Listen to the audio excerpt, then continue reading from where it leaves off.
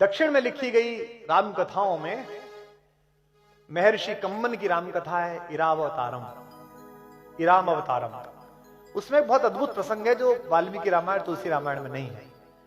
जब राम ने लंका विजय के लिए रामेश्वरम में शिवलिंग की स्थापना की, आपको पता होगी 12 ज्योतिर्लिंगों में है, वही रामेश्वरम जहां हमारी भारतीय वैज्ञानिक चेतना का बड़ा ऋषि एपीजे अब्दुल कलाम कब्र में आराम फरमा रहा है, वही रामेश्वरम।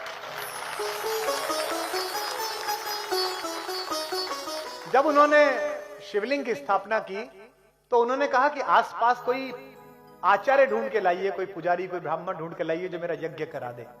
तो जामवंत ने कहा कि महोदय, इस जंगल में समुद्र तट पर केवल पेड़ हैं, वनवासी हैं, हम में से तो किसी को पता नहीं है। तो उन्होंने कहा आचार्य ऐसा लाइए जो शैव और वैष्णव परंपराएं दोनों का सम्मिलन हो, जिसे दोनों चीजें आती हो। तो जामवंत ने कहा कि ऐसा तो एक ही आदमी है पर वो हमारा शत्रु है, पुलस्त मुनि का नाती है, वैष्णव है और शिव का भक्त है, दोनों परंपराओं का पोषक है और कर्मकांडी है, सब जानता है। तो राम ने कहा कि एक बार जाके देखिए, बात करके देखिए। तो ये इरावतारम में कथा आती है, कितनी अच्छी है।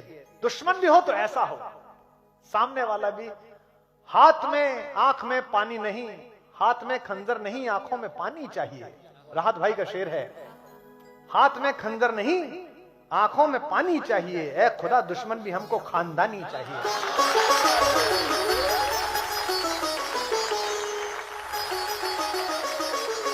तो रावण जैसा आचार्य, जामवंत जब लंका पहुंचे राम के कहने पर, महर्षि कम्मन लिखते हैं कि यह बात रावण को पता चली कि जामवंत आए हैं। जामवंत उनके पितामह के दोस्त रह चुके हैं, तो उनको लगा कि मेरे बाबा के दोस्त हैं तो आदर करना चाहिए। उसने राक्षसों से कहा कि मेरे महल तक का रास्ता बताने के लिए उन्हें कष्ट ना हो, हर जगह राक्षस हाथ जोड़कर खड़े हो जाए और जिधर की तरफ इशारा कर दें उधर जामवंत चलें। कथा आती है कंब की रामायण में महर्षि कम्मन की कि जामवंत, चूंकि शरीर आकार बड़ा था उनका, तो उनको रास्ता दिखाते दिखाते रावण के पास तक ले गए। उन्होंने, रावण ने उन्हें प्रणाम किया, खड़े होकर पैर छुए और कहा कि मैं आपका स्वागत करता हूं राक्षस राज रावण, किस लिए आप आए हैं? तो उन्होंने कहा मैं चाहता हूं कि मेरे यजमान की आप आचार्य बन जाएं।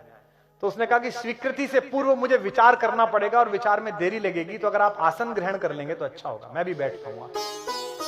जामवंत बैठ गए। रावण ने पूछा कि आपका यजमान कौन है? तो जामवंत ने कहा कि अयोध्या के राजकुमार महाराज दशरथ के पुत्र श्री राम मेरे यजमान हैं और वे एक यज्ञ करना चाहते हैं, भगवान शंकर के विग्रह को स्थापित करके शिवलिंग को पूजा करना चाहते हैं अपने एक बड़े काम के लिए।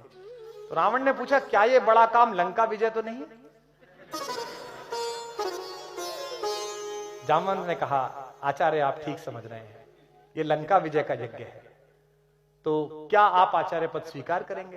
रावण भी प्रतिभाशाली था, उसे पता था कि कौन व्यक्ति आया है मुझे आचार्य बनाने के लिए, इतना बड़ा अवसर मिल रहा है। उसने कहा कि मैं उनके विषय में ज्यादा नहीं जानता, लेकिन वे दूतों के प्रतिपालक हैं, वे अपने दूत को बहुत अच्छी तरह रखते हैं और ऐसे मर्यादावादी यजमान का आचार्य बनना मुझे स्वीकार है, जाकर उनसे कह दीजिए कि मैं आऊंगा। क्या है रावण, जिसके घर में मां सीता सुरक्षित नहीं, शील के साथ सुरक्षित नहीं, यह है रावण। उस समय का शत्रु भी कैसा है राम का। तो जामवंत ने पूछा कि क्या व्यवस्था करनी पड़ेगी, क्या क्या सामान मंगाने पड़ेंगे? तो आचार्य रावण ने कहा कि चूंकि हमारा यजमान वनवासी है और अपने घर से बाहर है, इसलिए शास्त्र की परंपरा है कि अगर यजमान का घर ना हो, बाहर कहीं पूजा करानी पड़े, तो सारी चीजों की तैयारी आचार्य को स्वयं करनी होती है। तो आप कह दीजिए अपने यजमान से कि वो केवल नहा धोकर स्नान करके व्रत के साथ तत्पर रहे, मैं सब चीजें कर दूंगा। अब उसने अपने लोगों को बुलाया और कहा कि भाई पूजा कराने के लिए जाना है, ये सब सामान तैयार करो। इसके बाद रावण एक रथ लेकर मां सीता के पास गया और सीता से उसने कहा कि समुद्र पार तुम्हारे पति और मेरे यजमान राम ने लंका विजय के लिए एक यज्ञ आयोजित किया है और मुझे उस यज्ञ के आचार्य के रूप में बुलाया है। अब चूंकि जंगल में रहने वाले किसी भी यजमान की सारी व्यवस्था करना आचार्य का काम होता है, इसलिए उसकी अर्धांगिनी की व्यवस्था करना यह भी मेरे जिम्मे है।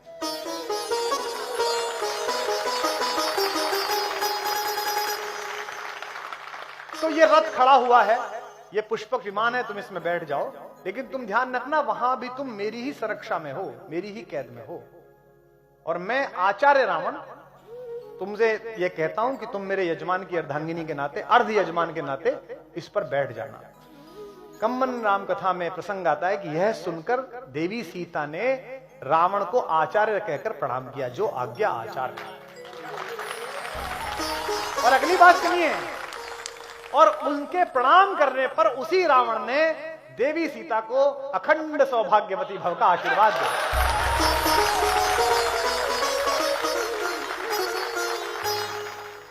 तो जब रावण पहुंचा राम के पास आचार्य बनकर, आचार्य रावण जब पहुंचे तो दोनों भाइयों ने उठकर आचार्य को प्रणाम किया और कहा कि आचार्य, मैं आपका यजमान राम आपको प्रणाम करता हूं।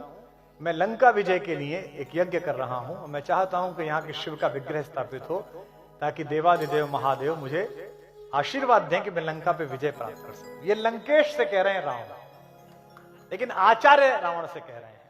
आचार्य ने कहा कि मैं आपके यज्ञ को पूरी तरह संपादित करूंगा और ईश्वर और महादेव चाहेंगे तो आपको उस यज्ञ का फल प्राप्त होगा, ये रावण ने कहा। तैयारियां शुरू करिए तो बताया कि हनुमान गए हैं शंकर का विग्रह लेने के लिए, शिवलिंग लेने के लिए। अब हनुमान गए हैं तो ये भी पता नहीं कि वो महादेव को डायरेक्ट लाएंगे या कोई शिवलिंग लेके आएंगे, क्योंकि हनुमान की तो इस चीज में एक्सपर्टीज है कि उन्हें दवाई मंगाने भेजो तो मेडिकल स्टोर ले आते हैं उठा के। तो आचार्य रावण ने कहा कि पूजा में देरी संभव नहीं है, मुहूर्त नहीं टल सकता, इसलिए आप बैठिए और आपकी धर्म पत्नी वे कहां है, उन्हें बुलाइए। तो राम ने कहा कि आचार्य, मेरी धर्म पत्नी तो उपस्थित नहीं है यहाँ पर, तो ऐसी कोई शास्त्रीय विधि हो जिसमें उनकी अनुपस्थिति में यह यज्ञ हो जाए। तो रावण ने कहा यह संभव नहीं है, केवल 3 प्रकार से इसकी अनुमति है। एक, या तो आप विदुर हो, आपकी पत्नी नहीं हो, दूसरे आप अविवाहित हो, आपका विवाह नहीं हुआ हो, और तीसरे आपकी पत्नी ने आपको त्याग दिया हो। क्या तीनों स्थितियां हैं? तो राम ने कहा तीनों स्थितियां तो नहीं है।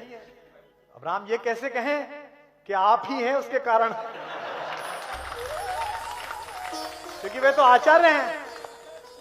तो जामवंत ने कहा कि आचार्य फिर इसकी क्या व्यवस्था है? तो उन्होंने कहा कि जब कोई यजमान जंगल में हो और उसके पास यज्ञ को पूरा करने के समस्त साधन ना हो, तो आचार्य की जिम्मेदारी होती है कि वो यज्ञ के साधन उपस्थित कराए। तो आप विभीषण को और अन्य अपने मित्रों को भेज दीजिए, मेरे यान में अर्ध यजमान सीता बैठी हुई है, उन्हें बुला लाइए यहां। ये इरारामावतारम में जो कम्मन के लाल रखी उसमें प्रसंग है। उसके बाद पूजन हुआ, विधिवत पूजन हुआ। मां सीता ने अपने हाथ से ही वो शिवलिंग स्थापित किया, जो आज भी वहां लंकेश्वर का शिवलिंग वहां पर मौजूद है, जिसके बारे में कहते हैं कि जब रामेश्वरम में कहते हैं कि जब हनुमान अपना शिवलिंग उठा लाए एक, और हनुमान ने कहा इसे हटाओ मैं भी लगाऊंगा, तो राम ने कहा कि जो लगाए लगने दो। जब हनुमान नहीं माने, कहा महाराज मैं तो लेके आया हूं, तो राम समझ गए कि इन्हें थोड़ा सा अपने बल पर अहंकार आ रहा है, तो राम ने कहा इसे हटा लो। और सुनते हैं कि पूरा हनुमान ने जोर लगाया, वो शिवलिंग नहीं हटा। इसलिए राम ने फिर वरदान दिया कि तुम्हारा शिवलिंग भी यहाँ उपस्थित रहेगा। तो रामेश्वरम में उनके द्वारा स्थापित भी एक शिवलिंग है, जो हनुमानेश्वर के नाम से जाना जाता है, कि हनुमान के द्वारा स्थापित शिवलिंग। यज्ञ संपन्न हुआ और दोनों यजमानों ने, राम और सीता ने आचार्य रावण को प्रणाम किया। तो राम ने पूछा कि आचार्य आपकी दक्षिणा? तो आचार्य ने कहा कि आप वनवासी हैं, मैं जानता हूं कि आपके पास कोई दक्षिणा नहीं है और आप मुझे दक्षिणा नहीं दे सकते, और स्वर्णमयी लंका के राजा आचार्य को आप क्या दक्षिणा देंगे, इसलिए मेरी दक्षिणा आप पर रही। राम संकोच में पड़ गए। राम ने कहा कि दक्षिणा रही तो आप बता दीजिए, ताकि मैं विधिवत तैयारी रखूं, कभी मैं देने योग्य बन पाऊं आपको। तो क्या रावण ने दक्षिणा मांगी?